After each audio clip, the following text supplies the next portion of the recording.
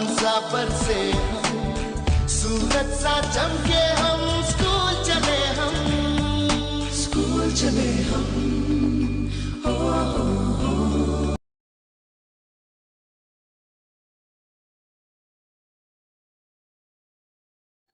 Good morning students, कैसे हैं आप सब लोग? ठीक ठाक से हैं आप लोग? तो आज हम पढ़ेंगे आगे। कल मैंने आपको एवोपरेशन के बारे में डिस्कस करवाया था और आज हम जो है वो आगे करने वाले हैं। एवोपरेशन को थोड़ा सा बचा था, उसको कंटिन्यू करेंगे, ठीक है। तो ये है आपका rain water this ultimately returns to the water bodies from where it had evaporated. Again a part of this water is evaporated and returns to the atmosphere. तो rain water this ultimately return, जो बारिश का पानी होता है वो ultimately अपने आप क्या होता है, वापस मुड़ जाता है टू द वाटर बॉडीज़, किसी वाटर बॉडीज़ के अंदर, फ्राम वेयर ही हैड एवोपरेटेड, और जहाँ से वो एवोपरेट हो रहा है दोबारा से उस वाटर बॉडीज़ के अंदर अल्टीमेटली वाटर आ जाता है। Again a part of this water is evaporated, और दोबारा से उस वाटर का जो हिस्सा है उसको हम एवोपरेट करेंगे, जो बचा हुआ वाटर है एवोपरेट करेंगे, and returns to the atmosphere, और वो रिटर्न कहाँ से, एटमॉस्फेयर में हो जाता है। A part of the rain water gets absorbed into the soil and forms underground water. A part of the rain water मतलब रेन वाटर का एक जो पार्ट होता है वो एब्जॉर्ब कौन करता है, into the soil, साइल के अंदर एब्जॉर्ब हो जाता है, एंड फ्रॉम अंडरग्राउंड वाटर, और जो हमारा अंडरग्राउंड वाटर होता है वो भी उसे एब्जॉर्ब करता है। In this way the water keeps on circulating continuously, और इस तरीके से हम कह सकते हैं कि जो वाटर होता है वो सर्कुलेट हो रहा है, मतलब लगातार जो है वो सर्कुलेट होता ही रहता है। And this circulation of water in nature is called water cycle, और सर्कुलेशन ऑफ वाटर, नेचर की तरफ से जो वाटर सर्कुलेट होता है, सर्कल में जो होता है, उसको हम कहते हैं वाटर साइकिल। अब पढ़ेंगे इंपॉर्टेंस ऑफ वाटर साइकिल के बारे में। तो इंपॉर्टेंस ऑफ वाटर साइकिल क्या है? फर्स्ट है it helps in regulating the weather on the अर्थ।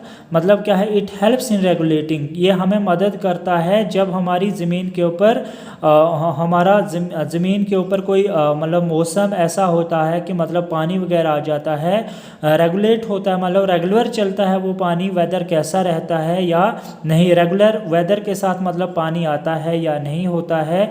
उसके बाद सेकंड है it helps to maintain a regular supply of water for the living beings, all living beings. It helps to maintain, और ये हमें मदद करता है वाटर साइकिल की, जो हमारे वाटर की सप्लाई होती है, वाटर की सप्लाई रेगुलर होती है, तो वो ऑल लिविंग बींग्स, मतलब रेगुलर सप्लाई होती है ऑल लिविंग बींग्स के लिए, कि रेगुलर नहीं होती है। तो ये थी इंपॉर्टेंस वाटर साइकिल की। अब पढ़ेंगे हम ओशन के बारे में। We all know that 71% of the earth surface is covered with water and it is mainly in the form of ocean. हम सारे जानते हैं कि हमारा 71% जो है वो वाटर जो है वो अर्थ सरफेस, मतलब अर्थ सरफेस कवर्ड किससे है, वाटर के साथ है। 71% जो है वो हमारा पानी है अर्थ सरफेस के ऊपर, and it is mainly in the form of ocean, और वो किस फॉर्म में दिखाया हुआ है, ओशन की फॉर्म में दिखाया water. An ocean is a deep and large water body between two continents. An ocean is a deep, तो ओशियन एक काफ़ी गहरा होता है, एंड लार्ज वाटर बॉडीज़, और जहाँ पर बहुत लार्ज अमाउंट में वाटर जो है वो इकट्ठा होता है, बिटवीन टू कंटिनेंट्स। अब यहाँ पे दो कंटिनेंट है, वो कौन कौन से हैं? There are 5 oceans on the earth, हमारी ज़मीन के ऊपर 5 ओशंस हैं, नेमली कौन कौन से? पैसिफिक ओशन, दूसरा अटलांटिक ओशन, तीसरा इंडियन ओशन, चौथा आर्कटिक ओशन, पांचवा आपका एंटार्कटिक ओशन, ठीक है। तो ये आपके हमारी ज़मीन के ऊपर 5 ओशन होते हैं। कौन कौन से ओशन हैं आपके? फर्स्ट है पैसिफिक ओशन, सेकंड है अटलांटिक ओशन, थर्ड है इंडियन ओशन, फोर्थ है आर्कटिक ओशन, और पांचवा है आपका एंटार्कटिक ओशन, ठीक है। तो ये 5 ओशन जो हैं ये ज़मीन के ऊपर पाए जाते हैं। All these ocean are interconnected with each other and are filled with the salty water, और ये जितने भी ओशन हैं एक दूसरे के साथ कनेक्ट हैं, इंटरकनेक्ट हैं, और ये किससे फिल्ड हुए हैं, साल्टी वाटर के साथ। तो आपने जो हमारे बड़े बड़े समुंदर होते हैं वो एक दूसरे के साथ इंटरकनेक्टेड तो होते हैं, लेकिन उनका पानी कैसा होता है, साल्टी टेस्ट होता है, मतलब वो साल्टी वाटर कहलाता है, मतलब उनका जो टेस्ट होता है वो एक साल्ट की तरह टेस्ट देता है। Pacific ocean is the largest and deepest of all the ocean. तो पैसिफिक ओशन सब ओशनों में बड़ा है और ये सबसे गहरा है, सबसे बड़ा और सबसे गहरा ओशन है।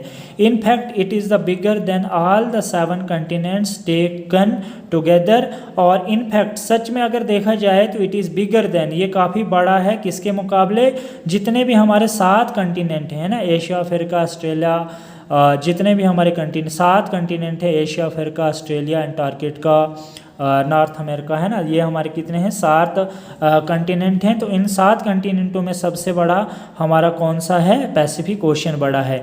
And the maximum depth of the Pacific ocean is 11.02 kilometre. तो हमारी इस पैसिफिक ओशन की जो डेप्थ है, गहराई कितनी है, 11.2 किलोमीटर डेप्थ है इसकी। The ocean beds have mountain ranges, plains, valleys, plateaus and deep trenches just as we have on land, and much of the Arctic and Antarctic ocean are covered with ice। तो क्या है, इस ocean का जो bed है वो एक mountain range की तरह, मतलब काफ़ी हाई है, जैसे plains, valleys, plateaus, deep trenches and just as have on the land, कि जैसे एक ज़मीन के ऊपर आपके माउंटेन होते हैं, आपके प्लेन होते हैं, आपकी वैली, प्लेट्यूज या डीप ट्रेंचेस होते हैं, जैसे आपके ये चीज़ होती हैं, तो वैसे ही आपकी पैसिफिक ओशन जो है वो पैसिफिक ओशन का जो बेड है वो इन रेंजेस, इन चीज़ों की तरह, जैसे माउंटेन रेंज, प्लेन्स, ट्रेंचेस वगैरह इनकी तरह है ज़मीन के ऊपर। Much of the Arctic and Antarctic oceans are covered with ice. और ज़्यादातर हमारे आर्कटिक और एंटार्कटिक ओशन जो हैं वो आइस के साथ कवर्ड हैं, ढके हुए हैं। Some important functions of the oceans are as follows. और कुछ ज़रूरी फंक्शन जो हैं ओशन के वो इस तरह नीचे दिए गए हैं। First, ocean provide a cradle on A file and they provide habitat on a large number of plants and animals. तो क्या है, ओशन जो है वो हमें क्या देता है, एक किस्म का large number of cradle file देता है।